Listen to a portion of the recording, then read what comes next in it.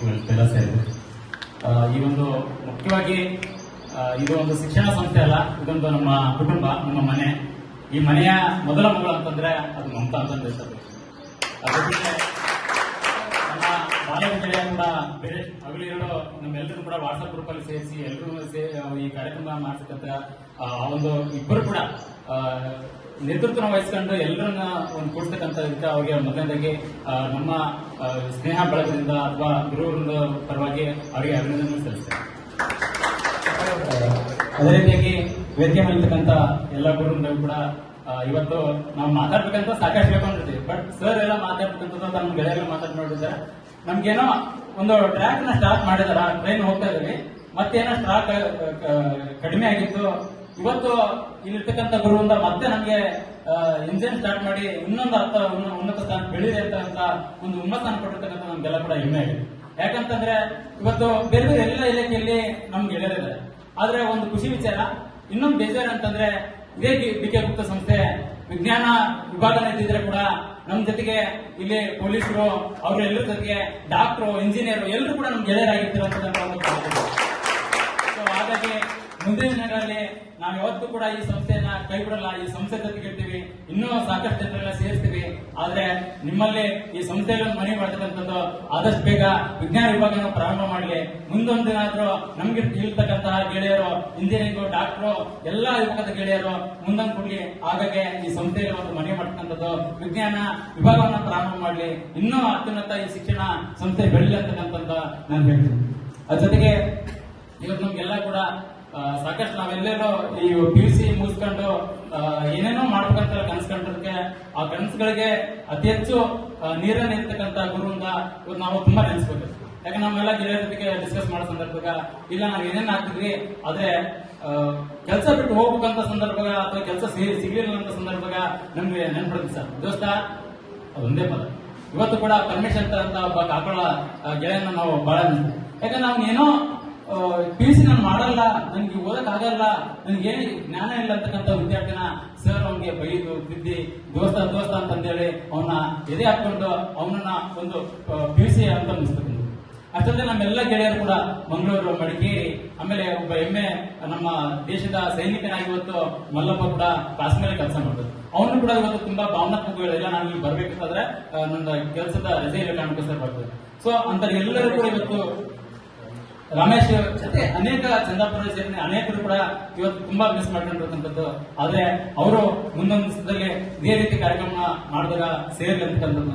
ಯಾಕಂದ್ರೆ ಉನ್ನತ ಸರ್ ಹೇಳುವಾಗ ಮಾತಾಡು, ರೈತ ಬಿತ್ತಕ್ಕಂಥ ಬೀಜ ಮತ್ತು ಶಿಕ್ಷಕ ಎದೆಗೆ ಹಾಕಿರ್ತಕ್ಕಂಥ ಅಕ್ಷರ ಎಂದು ಕೂಡ ಬೆಳೆತಕ್ಕಂಥ ಅದು ಸಾಕ್ಷಿ ಪ್ರಜ್ಞೆ ಅಂದ್ರೆ ನಾವು ನೀವೆಲ್ಲರೂ ಕೂಡ.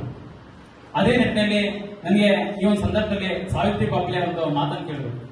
ಸಾವಿತ್ರಿ ಬಾಪಲೆ ಒಬ್ಬ ಮಹಿಳೆ ಜೊತೆಗೆ ಮಾತಾಡುವಾಗ ಹೇಳ್ತಾರೆ, ನನಗೆ ಹಸಿವಾದಾಗ ಒಂದು ಹೊತ್ತಿನ ಊಟ ರೊಟ್ಟಿ ಕೊಟ್ಬಿಟ್ರೆ ಅವತ್ತಿನ ಒಂದು ಹಸಿವು ಪೂರ್ತಿ ನೀಗಿಸ್ಬೋದು.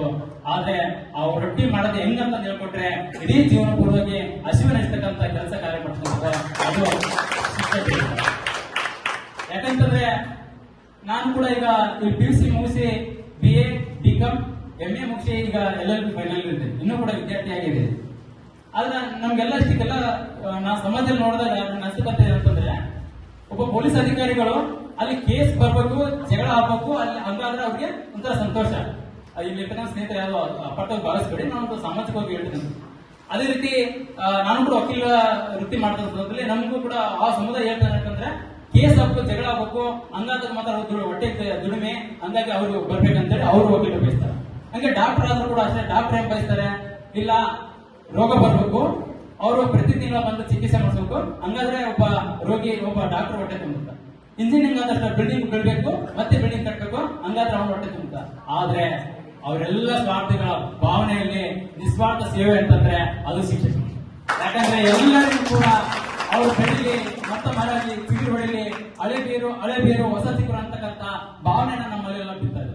ಹಾಗಾಗಿ ನಾವೆಲ್ಲ ಕೂಡ ಇವತ್ತು ಬೇರೆ ಬೇರೆ ಸ್ವಾರ್ಥ ಇರುವುದು, ಬಟ್ ನಿಸ್ವಾರ್ಥ ಸೇವೆ ಮಾಡ್ತಕ್ಕಂಥದ್ದು ನನ್ನ ಪ್ರೀತಿಯ ಈ ಗುರುವಿಂದಕ್ಕೆ ನಾವು ಎಷ್ಟು ಧನ್ಯವಾದ ಹೇಳಿದ್ರು ಸಾಲದು. ಹಾಗಾಗಿ ನಾವು ಗುರಿ ತಲುಪಬೇಕಂತಂದ್ರೆ ಅದು ಒಬ್ಬ ಕವಿ ಹೇಳ್ತಾನೆ, ಈ ಒಂದು ನಾನು ಆಗಿರ್ತಕ್ಕಂಥ ಶಿಕ್ಷಣ, ನಾನು ಹೇಳ್ತಕ್ಕಂಥ ಶಿಕ್ಷಣ ದಾರಿಯನ್ನ ನನಗೆ ಸಾರ್ಥಕತೆ ಆಗ್ಬೇಕಂತಂದ್ರೆ ಒಬ್ಬ ಬಡ ವಿದ್ಯಾರ್ಥಿ ಅಥವಾ ದಲಿತ ವಿದ್ಯಾರ್ಥಿ ಅಥವಾ ತೀರಾ ಕಷ್ಟತಕ್ಕಂತ ವಿದ್ಯಾರ್ಥಿ ಆತ ಒಂದು ಉನ್ನತ ಸ್ಥಾನ ಪಡ್ಕೊಂಡು ಅಧಿಕಾರಿಯಾಗಿ ಆ ಒಂದು ಸರ್ಕಾರಿ ನೌಕರಿ ಮತ್ತು ಸರ್ಕಾರಿ ಕಾರಿನಲ್ಲಿ ನಮ್ಮ ಆ ಓಣೆಯಲ್ಲಿ ಹೋಗ್ಬೇಕು. ಆ ಓಣೆಯಲ್ಲಿ ಹೋಗೋ ಸಂದರ್ಭದಲ್ಲಿ ಅಲ್ಲಿರ್ತಕ್ಕಂಥ ಧೂಳು ನನ್ನ ಹಣೆ ಬಂದ್ರೆ ಮಾತ್ರ ಅವಲ್ಲಿ ನನ್ನ ಜನ್ಮ ಸಾರ್ಥಕ ಅಂತ ಹೇಳ್ತಕ್ಕಂಥ ಆ ಒಂದು ಮಾತನ್ನ ಇವತ್ತು ಮತ್ತೆ ನೆನಪು ಮಾಡ್ತಂತ ಈ ಒಂದು ಕಾರ್ಯಕ್ರಮ ಸೇರ್ತಕ್ಕಂಥ ಎಲ್ಲ ವಿದ್ಯಾರ್ಥಿಗಳು ಮತ್ತು ನನ್ನೆಲ್ಲ ಗೆಳೆಯರು ಈ ಗುರುವಿಂದ ಇನ್ನೂ ಇದೇ ರೀತಿ ಮುಂದುವರಿಲಿ. ಮತ್ತೆ ತಮ್ಮ ಎಲ್ಲಾ ಗುರುವಂತರಲ್ಲೂ ಬೇಳೆ ಮನವಿ, ನಿಮ್ಗೆ ಯಾರು ಮಕ್ಕಳನ್ನ ಅನಾಥಾಶ್ರಮ ಸೇರಿಸೋ ತಂದೆ ತಾಯಿಗಳ ಅನಾಥಾಶ್ರಮ ಸೇರಿಸ್ತಾರ ಅದು ಏನಂತ ಯಾವುದೋ ಭಾವನಾತ್ಮಕ ಇರಬೇಡಿ. ಯಾಕೆ ಒಬ್ಬರು ಇಬ್ಬರು ಮಕ್ಕಳು ಇರ್ಬೋದು, ಅವ್ರ ಬಗ್ಗೆ ನೀವು ಎಷ್ಟೇ ಪ್ರೀತಿ ಇದ್ರು ಇಲ್ಲಿ ನೂರಾರು ಮಕ್ಕಳಿದ್ದೀವಿ, ನಿಮ್ಗೆಂದೂ ಕೂಡ ಕೈ ಬಿಡಲ್ಲ ಅಂದ್ರೆ ಈ ಮೂಲಕ ನಾವು ಪ್ರಜ್ಞೆ ಮಾಡ್ತೇನೆ. ದಯವಿಟ್ಟು ನಿಮ್ಗೆ ಏನಾದ್ರೂ ಸಮಸ್ಯೆಗಳು ಬರಲ್ಲ, ಒಂದ್ ವೇಳೆ ಬಂದ್ರೆ ಕೂಡ ನಮ್ನೆಂದೂ ಕೂಡ ಮರಿಬಿಡ್ರಿ. ಯಾಕಂದ್ರೆ ನಿಮ್ಗೋಸ್ಕರ ನೂರಾರು ಮಕ್ಕಳಿದ್ದೇವೆ, ನಾವು ನಿಮ್ ಜೊತೆಗೆ ಇರ್ತಕ್ಕಂಥ ಹೇಳಿ ಸಮಯ ಜಾಸ್ತಿ ಇದೆ, ಇನ್ನೂ ಸಾಕಷ್ಟು ಮಾತಾಡ್ಬೇಕಂದ್ರೆ. ಯಾಕಂದ್ರೆ ನನ್ನ PUC ಮುಗಿಸುವ ಮೇಲೆ ನಾನು ಮೈಕ್ ಎಂದೂ ಕೂಡ ಬಿಟ್ಟಿಲ್ಲ, ಬರೀ ಮೈಕ್ ಇಟ್ಕೊಂಡು ಮಾತಾಡಲಾಗಿದೆ. ಹಾಗಾಗಿ ನನ್ನೆಲ್ಲ ಗೆಳೆಯರು ಮಾತಾಡಲ್ಲ ಅಂತೇಳಿ ನನ್ನ ಈ ಮಾತು ಮುಗಿಸ್ತೇನೆ. ಹಲವಾರು ಸುಂದರ ನೆನಪುಗಳನ್ನ ನೆಗೆದು ಮಾತನಾಡಿದಂತ ಬಸವರಾಜ್ ಗೋವಿಂದ ಧನ್ಯವಾದಗಳು. ಹೈದರ್ ಅಲಿ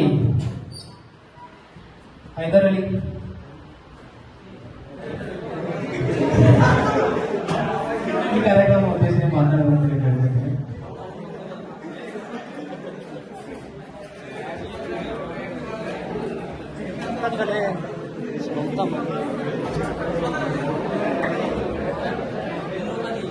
ಹಲೋ.